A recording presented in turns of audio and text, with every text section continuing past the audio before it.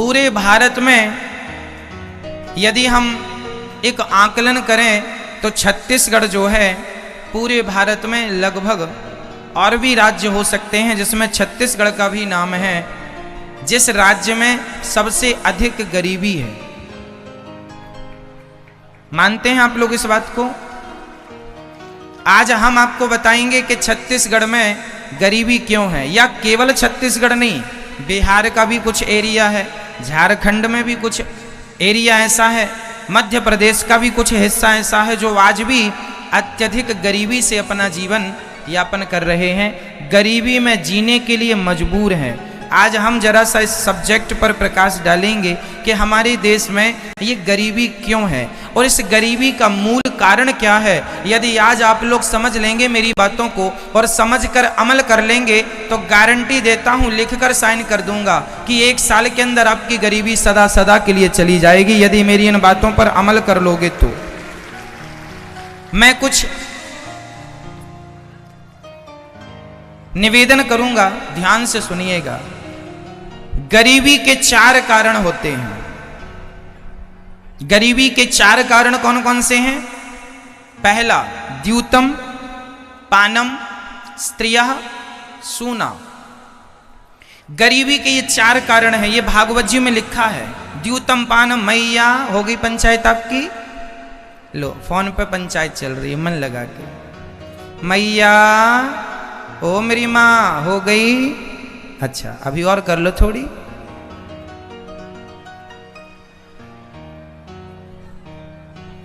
ध्यान से सुनिएगा, गरीबी के 4 कारण कौन कौन से हैं? द्यूतम, हमारा मन यदि जुआ में लग जाएगा, द्यूतम मीन्स जुआ, यदि हम जुआ खेलने लग जाएंगे इस लालच से कि जुआ से हम लखपति हो जाएंगे, धन्ना सेठ बन जाएंगे, तो देखो ये बिल्कुल कड़वा सत्य है कि जुआ खेलने वाला कभी करोड़पति नहीं हुआ, बल्कि जो उसकी खुद की पूंजी थी वो भी बर्बाद हो गई।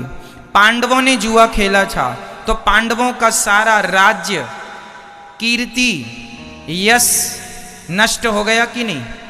किसके कारण? किसके कारण? तो पांडवों ने जुआ खेला था तो 12 साल के लिए उनके जीवन में गरीबी आ गई थी कि नहीं? बताओ। पांडवों ने जुआ खेला तो 12 वर्षों के लिए उनके जीवन में ऐसी गरीबी आई कि जंगल जंगल दर दर की ठोकर खानी पड़ी और मांग मांग के भी खाना पड़ा। तो गरीबी कहां से शुरू होती है? जुआ से। यदि आपकी आदत जुआ खेलने की है तो आपकी आने वाली सभी पीढ़ियां जो जुआ खेलती रहेंगी सब गरीब ही रहेंगी। यदि आप और आपकी आने वाली पीढ़ी को आप गरीब बनाना चाहते हैं तब तो आप जुआ खेलें, और यदि गरीबी से उबारना चाहते हैं अपने आप को तो जुआ का सदा सदा के लिए परे। जुआ खेलने में हमारे सबसे पहले बर्बाद होता है हमारा समय। हम बैठे बैठे 2 घंटे 3 घंटे 5 घंटे, कई लोग तो 8-8 घंटे जुआ खेलते हैं। तो बताइए, कमाया कुछ नहीं, जो था वो भी गंवा दिया और 8 घंटे भी बर्बाद कर दिए। अब बताओ, पैसा कीमती होता है या समय की? मैया ओ मेरी माँ, ये मैया को बोलना बैठ जाए। समय कीमती होता है कि पैसा? बताइए क्या कीमती है? समय कीमती है या पैसा कीमती है? क्या समय कितना कीमती है? कितना? आप लोग टीवी देखते हैं ना, टीवियों में जब आप कोई न्यूज देखते हैं या कोई सीरियल देखते हैं, कोई मूवी पिक्चर देखते हैं तो आपने देखा होगा बीच बीच में ऐड आ जाता है, कहीं साबुन का, कहीं निरमा का, कहीं कुछ का। ये जो ऐड टीवी में आता है ना मेरी माँ, वो टीवी का ऐड ना 10 सेकेंड का होता है, कोई ऐड 5 सेकेंड का होता है, कोई ऐड 15 सेकेंड का होता है। वो जो टीवी में 5 सेकेंड का ऐड होता है ना, वो 1 सेकेंड 1 करोड़ का होता है। टीवी के जो ऐड होते हैं वो 1 सेकेंड की कितनी कीमत लेते हैं? कम से कम 1 करोड़। आप बड़े चैनल पर जाएंगे अपना ऐड देने तो 1 सेकेंड के लिए हो सकता है आपको 5 करोड़ भी खर्च करना पड़ सके। क्या ये बात सही है? समझ रहे हैं आप मेरी बात को? सोचो कि टीवी वाले 1 सेकंड 1 करोड़ में बेचते हैं। उनका 1 सेकंड कितने का होता है? 1 करोड़ का। और आप 8 घंटे व्यर्थ बैठ के गवा देते हैं, जो था वो भी गवा दिया। अब बताइए इससे बड़ी मूर्खता का और क्या परिचय होगा कि समय भी दिया, पैसा भी दिया और उठ के चले आए। यदि आप अपने समय को, अपने भविष्य को संवारने में खर्च किए होते तो आप कुछ भी किए होते, कुछ अच्छा सोचे होते, अच्छा किए होते, कुछ बिजनेस करने का सोचते, व्यापार करने का सोचते, कुछ उद्योग डालने का सोचते, कुछ अपने परिवार, अपने लिए करने का, अपने देश के लिए करने का सोचते, तो आप अपने जीवन के जो घंटे, जो वक्त आपने जुआ में गंवा दिया, यदि उन्हीं समय का आपने सदुपयोग किया होता तो बताइए आपकी गरीबी दूर हो जाती कि नहीं आपके द्वारा? हाँ या ना? जो समय आप जुआ खेल के 5-5, 8-8 घंटे जुआ खेल के पैसा और समय गवाए, वो समय अपने लिए खर्च किया होता, अपने भविष्य के लिए किया होता, उज्जवल बनाने के लिए, तो आप कुछ बन गए होते। इसलिए जुआ खेलने से हमारा सबसे बड़ा नुकसान है कि जुआ से हमारा कीमती समय बर्बाद होता है। जो समय करोड़ों का है वो हम फोकट में दे रहे हैं।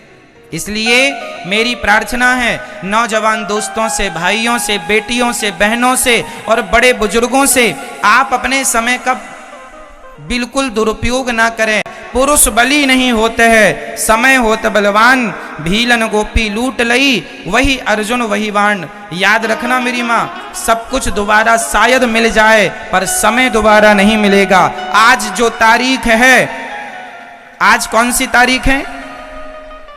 24 मार्च 2022। क्या ये सही है तारीख? आज की तारीख बीत जाने के बाद बताइए ये 2022 24 मार्च अब सारी जिंदगी में कभी लौटेगा? लौटेगा? 1000 मेरी आने वाली 1000 पीढ़ी भी गुजर जाए तो भी क्या ये आज का समय लाके खड़ा कर सकती है? इस धरती पर सब कुछ पाया जा सकता है दोबारा, शायद समय नहीं। इसलिए कहता हूं, जो व्यक्ति अपने समय का दुरुपयोग करेगा वो ना घर का रहेगा ना घाट का रहेगा, और जो व्यक्ति अपने समय का सदुपयोग करेगा वो फर्शों से अर्शों में पहुंच जाएगा, जमीन से आकाश में पहुंच जाएगा, अर्थात सफल हो जाएगा। नाम इज्जत आप कमा सकते हैं, इसके लिए समय का सदुपयोग करना होगा। जुआ खेल के समय को बर्बाद करेंगे तो आपके माथे की गरीबी कभी मिटने वाली नहीं है। लोग कहते हैं महाराज जी हमारे तो भाग्य ही फूटे हैं। भाग्य नहीं फूटे, तुमने समय का दुरुपयोग किया है इसलिए भाग्य फूट गए हैं। फूटे भाग्य लेके तुम पैदा नहीं हुए थे। भाग्य तो तुम्हारा वैसा था जैसा टाटा, बिरला, अडानी, अंबानी जो भाग्य लेके पैदा हुए हैं, वही भाग्य लेकर इस धरती में हर व्यक्ति पैदा होता है। कोई अपने समय का सदुपयोग करके टाटा, बिरला, अडानी, अंबानी बन जाता है और कोई समय का दुरुपयोग करके जहां का तहां रह जाता है। ये समय समय की बातें हैं, समय समय पर होता है समय समय की बात। राम जन्म का दिन बड़ा और कृष्ण जन्म की रात। इसलिए किसकी कीमत, किसकी वैल्यू करनी है? जोर से, किसकी वैल्यू?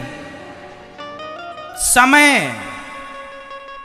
आपने अभी लॉकडाउन में टीवी पर महाभारत देखा होगा, उसमें गोल गोल चक्र चलता हुआ आवाज आती थी, मैं समय हूं। मैं कौन हूं? मैं समय हूं। ये समय का पहिया ही तो चल रहा है। अरे समय ने ही तो आपको बूढ़ा बना दिया। आप लोगों के बाल पक गए, बूढ़ा हो गए, आप बुढ़ापा आ गया। आपको बुढ़ापे की तरफ किसने फेंक दिया? किसने? समय ने। एक समय था कि आप बच्ची थी, बच्चे थे। एक समय था कि आप जवान थे।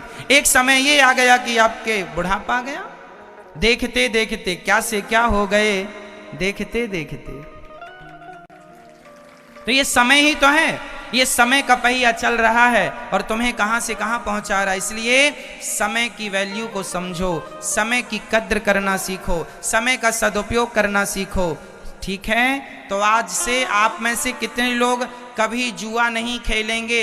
जो नहीं खेलते पहले वो लोग हाथ उठाएंगे। चलिए अब नीचे करिए हाथ। अब जो लोग खेलते हैं जुआ वो हाथ उठाएंगे। कौन कौन खेलता है जुआ? हाथ उठाएं। अच्छा, कोई खेलते नहीं छत्तीसगढ़ में? ये तो बहुत अच्छा है। छत्तीसगढ़ लोग जुआ मुक्त हो गए। अब हम बोला करेंगे सब जगह कि छत्तीसगढ़ जुआ मुक्त हो गया है, बोला करेंगे ना। कलयुग का पहला ठिकाना का क्या है? जुआ। जहां जुआ है वहां कलयुग है, जहां जुआ है वहां गरीबी है। अब दूसरा ठिकाना सुनो, द्यूतम पानम। पानम बोले तो शराब। आप में से कितने लोग शराब पीते हैं? वो लोग हाथ उठाएंगे जो पीते हैं। शराब जो पीते हैं वो हाथ उठाएंगे। हाथ नहीं उठ रहे हैं, इसका मतलब यहां शराब भी लोग नहीं पीते हैं ना। चलिए, अच्छा है, नहीं पीते तो बहुत अच्छा है। हम तो यही चाहते हैं कि हमारा देश शराब मुक्त बन जाए। कलयुग का दूसरा ठिकाना क्या है मेरी मां? शराब। एक सज्जन हमारे पास आए, बोले महाराज जी आप भी पियो। हमने कहा क्या है? बोले गरम गरम अभी निकाली अंगूर की आपके लिए। हमने कहा भाई साहब हम पीते तो हैं पर वो नहीं पीते जो तुम पिला रहे हो। हमने कहा तुम्हारी वाली कितने घंटे चढ़ती है? बोले हमारी वाली पियोगे तो 12 घंटे चढ़ेगी। हमने कहा तुम्हारी वाली 12 घंटे चढ़ती है और एक बार जरा हमारी वाली पी लोगे तो एक बार चढ़ेगी तो सारी जिंदगी नहीं उतरेगी। बोले कौन सी है? हमने कहा जाम पर जाम पीने से क्या फायदा, रात बीती उतर जाएगी। जाम पर जाम पीने से क्या फायदा, रात बीती उतर जाएगी। हरि नाम का जाम पी ले बंदे तेरी जिंदगी सुधर जाएगी। हरि नाम का जाम पी ले बंदे तेरी जिंदगी सुधर जाएगी। हमने कहा पीना ही है तो कृष्ण नाम का प्याला पियो, राम नाम का प्याला पियो। हम तो राम नाम का प्याला पीते हैं, कृष्ण नाम का प्याला पीते हैं। तुम्हारी वाली 12 घंटे चढ़ती, हमारी वाली उतरती ही नहीं। एक बार कथा का रंग चढ़ गया आपके जीवन में, मैं गारंटी लेता हूं इस जन्म में उतारा नहीं उतरेगा। ये ऐसा रंग है। इसलिए हमारे कन्हैया सांवले हैं, काले हैं। क्यों? हर रंग पर दूसरा कोई ना कोई रंग चढ़ सकता है, एक काला रंग ऐसा है जिस पर कोई रंग नहीं चढ़ता। इसलिए भगवान काले हैं। मेरा रंग एक बार चढ़ गया तुम्हारे जीवन में फिर दूसरा नहीं चढ़े, इसलिए कन्हैया काले हैं। तो शराब मेरे भाई, जो शराब पिएगा वो सदा गरीब रहेगा। क्यों? शराब मस्तिष्क को शून्य कर देती है। अब देखो ना, छत्तीसगढ़ का आदमी, और केवल छत्तीसगढ़ का ही नहीं, हर मेरे देश का हर वो व्यक्ति जो शराब पीता है, मैं उसकी बात कर रहा हूं। आप दिन भर में 500 रुपए कमाते हैं, माना कि 1000 रुपए कमाते होंगे, और 1000 रुपए में आपने 200-250 की यदि आपने शराब पी ली, 500 रुपए में से आपने 250 की शराब पी ली तो बचे 250। अब उस 250 में आप अपनी पत्नी, अपने बच्चों का कैसे पालन पोषण करेंगे? कैसे अपने लिए घर बनाएंगे? कैसे अपनी पत्नी के लिए बढ़िया साड़ी लाएंगे? कैसे अपने बच्चों के लिए अच्छे अच्छे कपड़े लाएंगे? कैसे अपने बच्चों को आप अच्छे से अच्छे स्कूल में पढ़ाएंगे? अरे वो 250 जो शराब में बर्बाद कर दिए, यदि उसी पैसे से अपने बच्चों के लिए कुछ फल फूल लाए होते, कुछ मिठाइयाँ लाए होते तो बच्चे भी खुश होते, और वो पैसा बचाते, कुछ कुछ बचाते तो आप अपने भविष्य की प्लानिंग कर सकते थे, अपने लिए एक छोटा सा घर बनाते, बच्चों को अच्छे से अच्छे स्कूल में पढ़ाते। अरे भाई, जब आप अपने पैसे का सदुपयोग करेंगे तब तो आपकी गरीबी मिटेगी। आप पैसे बिगाड़ते जाएंगे तो गरीबी मिटेगी कैसे? इसलिए हर भारतीय की, हर मेरे भारत देश के हर नागरिक की जिम्मेदारी है, जो भी कमाया करो उसका कुछ अंश बचाया करो। पैसे, हमारे यहाँ कहावत है, विद्या कंठ की और रुपया गंठ का, ये दोनों काम देते हैं। हमने बहुत सारी बातें लिख के रखी हैं, तो लिख के रखी हैं वो हमारे काम की नहीं है। जो हमें याद है, हमारे कंठ पर हैं, वो हमारे काम की हैं। और जो पैसा हमारे घर में रखा है वो हमारे काम का नहीं है। जो वर्तमान में हमारे पास उपलब्ध है वो हमारे काम का है। कहने का तात्पर्य ये है कि कल को फिर से यदि लॉकडाउन लग गया और आपके पास पैसे नहीं हुए तो किसके सामने हाथ फैलाने जाओगे? इसलिए बुरा वक्त कब आ जाए कह के नहीं आता। इसलिए भगवान करें बुरा वक्त कभी ना आए, पर आ जाए तो हमें उसके लिए दो पैसे बचाना इसलिए चाहिए कि कल के समय पर पता नहीं कौन सा वक्त आ जाए, इसलिए कल के लिए दो पैसे हमारे पास बचत के हों। और ये तब बचत होगी जब आप अपने खर्चों को कंट्रोल करेंगे, गलत खर्चे बंद करेंगे और सही जगह धन का उपयोग करेंगे। इसलिए आप शराब पिएंगे तो देखो, शराब पी के तो आप पड़े हैं गंदी नाली में। पहला तो धन बिगड़ा, दूसरा आप शराब के नशे में पड़े हैं तो आपका समय भी बिगड़ रहा है और जमाना भी आपको शराबी कह के बुलाता, अरे इनकी तो कोई इज्जत नहीं है, सुअर जैसे पड़े रहते हैं। शराब पीने वाले की समाज में क्या इज्जत है बताइए? कौन इज्जत करता है, कौन सम्मान? कोई अपने बाजू में नहीं बिठालता कि कोई पता चल जाए कि शराबी हैं तो बगल में बिठाने से ला जाती है, अरे राम राम शराबी के बगल में बैठे। इसलिए कुत्तों की मौत ना मरो। शराब पी के लोग कुत्तों की मौत मर जाते हैं। अरे मनुष्य का शरीर पाया है, इज्जत पाओ, सम्मान से जियो, दो पैसे सम्मान से कमाओ। भले तुम धनवान नहीं हो पर गरीबी भी सम्मान से गुजारी जा सकती है। क्यों जी? गरीब आदमी का भी एक सम्मान होता है, एक इज्जत होती है। भगवान करे आपकी गरीबी चली जाए, पर यदि गरीब भी हो तो अपना सम्मान ना गवाना, अपनी इज्जत ना गवाना। पैसे से करोड़ गुना कीमती होती है इज्जत। कहो जी, सही है क्या? धन से ज्यादा कीमती क्या होती है? इज्जत, सम्मान। आपका सम्मान आप ना, यदि मैं देखो, हर व्यक्ति अपना सम्मान बनाता भी है और व्यक्ति अपना ही सम्मान गिराता भी है। मैं चाहूं तो अच्छे कर्म करके अपनी इज्जत बढ़ा लूं और मैं चाहूं तो गलत कर्म करके अपनी इज्जत कम कर लूं। आप ही अपनी इज्जत बना सकते हैं और आप ही अपनी इज्जत बिगाड़ सकते हैं। इसलिए इज्जत बनाना बिगाड़ना दोनों आपके हाथ में है, विधाता का दोष नहीं है। ईश्वर ने तो सबको सब कुछ देख के भेजा था। जितनी अक्ल मेरे पास है उतनी अपनी वो ताकत, अपनी वो शक्ति जगाते नहीं है। आप अपना टैलेंट बाहर लाते नहीं हैं। शक्तियां, मोबाइल में बहुत सारे फंक्शन ऐसे होते हैं जिनके बारे में आपको ज्ञान ही नहीं होता है। सारी सुविधा आपके मोबाइल में, बहुत सारे ऐप ऐसे हैं जो बहुत अच्छे हैं, पर चूंकि आपको चलाना नहीं आता तो आपके मोबाइल में पड़े हैं। उसी तरह आपके अंदर भी सारे फंक्शन, सारी ईश्वर ने सॉफ्टवेयर डाल रखे हैं। आपके अंदर ईश्वर ने सब दे रखा है। कोई उसका सदुपयोग कर लेता है तो कोई नहीं कर पाता, बस फर्क इतना है। इसलिए शराब पीकर अपना विनाश ना करो। शराब पीने से भगवान श्री कृष्ण के 56 करोड़ यदुवंशी आपस में लड़के मर गए थे केवल शराब के कारण। भगवान का वंश भी शराब पी के यदि आपस में लड़ गया तो ये याद रखना, भगवान कहते हैं कि मैं भगवान हूं, मेरा वंश, मेरा परिवार, मेरा परिकर यदि शराब पीता है तो उसका ये परिणाम होता है, तुम पियोगे तो तुम्हारा क्या होगा। इसलिए सुधर जाओ, शराब पी के अपना नाश ना करो, नहीं तो इतिहास साक्षी है, रहा ना को कुल रोवनिहारा। द्यूतम पानम, शराब नहीं। तो मेरे नौजवान दोस्त भाई, कौन कौन है जो शराब नहीं पीते? हाथ उठाइए।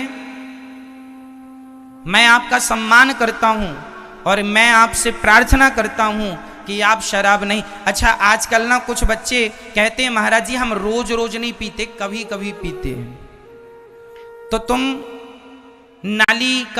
नाली की गंदगी रोज खाओ या कभी कभी खाओ? खा तो रही हो। तो रोज रोज नहीं तो कभी कभी क्यों? इसलिए अपने आप को मुक्त करो शराब से। और एक अच्छा जीवन जियो। और मैं आपसे प्रार्थना करता हूं, ये दुनिया, ये जमाना, ये तो चाहता ही है आज गांव में कोई तरक्की करने लग जाए तो कुछ लोग ईर्ष्यावश जलने लगते हैं और वो तो ये प्लान करने लगते हैं कि आपकी तरक्की को कैसे रोका जाए। वो तो फिर आपको शराब पिलाएंगे, गांजा पिलाएंगे, गलत रास्ते पर ले जाएंगे ताकि आपका काम से मन हट जाए और आप नशेड़ी बन के गंदी नाली में पड़े रहें और आपका विकास ना हो, सदा आपके माथे पे गरीबी बनी रहे।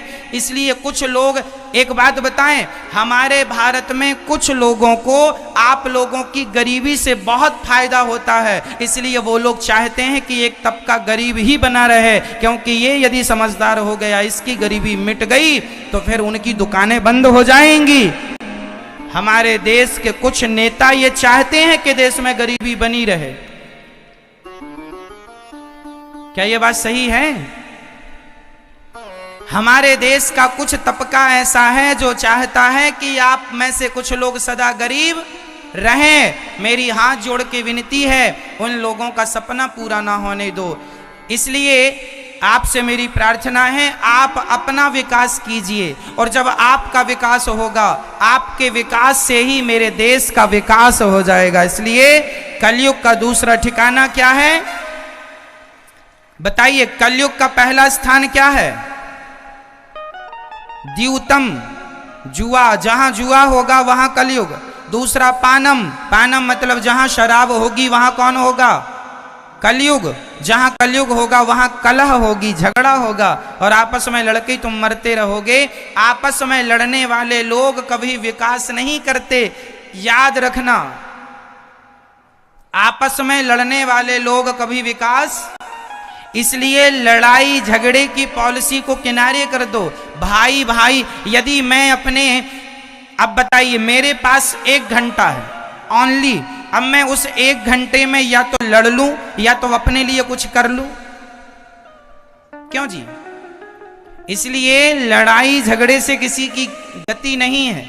इसलिए कलयुग का तीसरा ठिकाना है स्त्रियः, द्यूतम पानम स्त्रियः। कलयुग का तीसरा स्थान है चरित्रहीनता। जहां पुरुष चरित्र से गिरा, जहां स्त्री चरित्र से गिरी, वहीं कलयुग सवार खोपड़ी में हुआ और तुम्हारा विनाश कर देता है। इसलिए कभी कभी कभी कभी हमें चरित्र से नहीं गिरना चाहिए। राम चरित्र सुनवे को रसिया, राम लखन सीता मन बसिया। मर जाना अच्छा है पर चरित्रहीन होकर जिंदा रहना, कैरेक्टर लेस होकर जिंदा रहना अच्छा नहीं है। हमारा चरित्र कीमती है, इसलिए चरित्रवान बनो। रावण ने माता सीता को देखा था, उठाकर ले आया। जो पुरुष पराई नारी को देखेगा उसका क्या होगा? सर्वनाश। किसका हुआ? रावण का हुआ या नहीं? रावण के यहां सोने की लंका थी, खुद का विमान था। रावण ऐसा पराक्रमी था कि कर जोरे सुर दिसिप विनीता, भ्रकुटी बिलोकत सकल सभीता। रावण देख लेता था तो ब्रह्मा जी थर-थर कांप जाते थे, इंद्र कांपता था। शनि को तो सिंहासन के नीचे लिटा रखा था, उल्टा रावण ने बड़े बड़े देवताओं को बंदी बना रखा था। रावण ने, इंद्र कांपते थे। वरुण देवता तो उनके यहां, रावण के यहां झाड़ू लगाते थे। ऐसे बड़े बड़े देवता रावण के अधीन थे।